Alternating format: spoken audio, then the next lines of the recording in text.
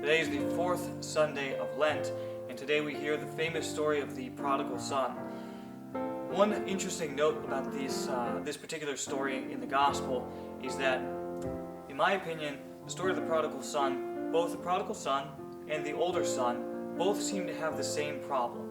The prodigal son sees the father as somebody who is a taskmaster, somebody who is laying down the law, somebody who is forcing him to do something that he doesn't enjoy doing.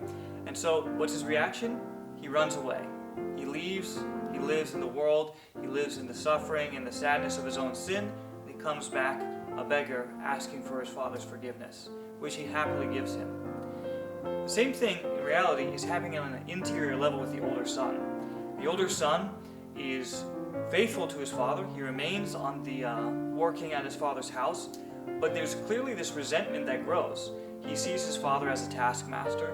He doesn't seem to enjoy doing the things that his father asks him, and this resentment grows within him, so that when the father comes to invite him, as he did to the prodigal son, to this great feast, he says to his father, "You've never offered me anything." Meanwhile, the father says, "Everything that I have is yours." Both sons in this particular story seem to have a twisted idea of who the father is. And Jesus' parable in this, or his meaning in the parable, is maybe to help us understand and correct our own understanding of God our Father. Not as a taskmaster, not as somebody who is laying down the law for us, but first and foremost, a father. Somebody who loves us, who's inviting us into his banquet. Somebody who is telling us, "Everything that I have is yours." So, something to pray with during this week as we get ready for these last few weeks of Lent. Something to reflect on. What is our relationship with God the Father? And is there any way in which I resemble either son in this parable?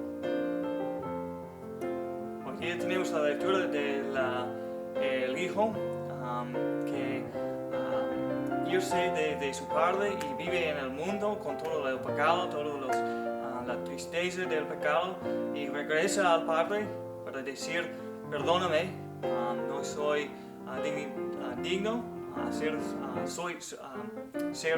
su hijo, pero ofrecer mi vida como un servidor." Y la respuesta del Padre es: "No eres un servidor, eres mi hijo."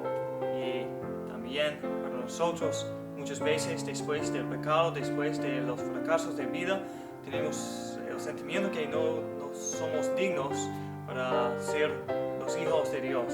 Pero Dios siempre está diciendo a nosotros: "Eres mi hijo." En tenemos mucha confianza en la misericordia de Dios y también el fruto de este cuaresma en la oportunidad para hacer una buena confesión y especialmente recibir la misericordia durante este cuaresma.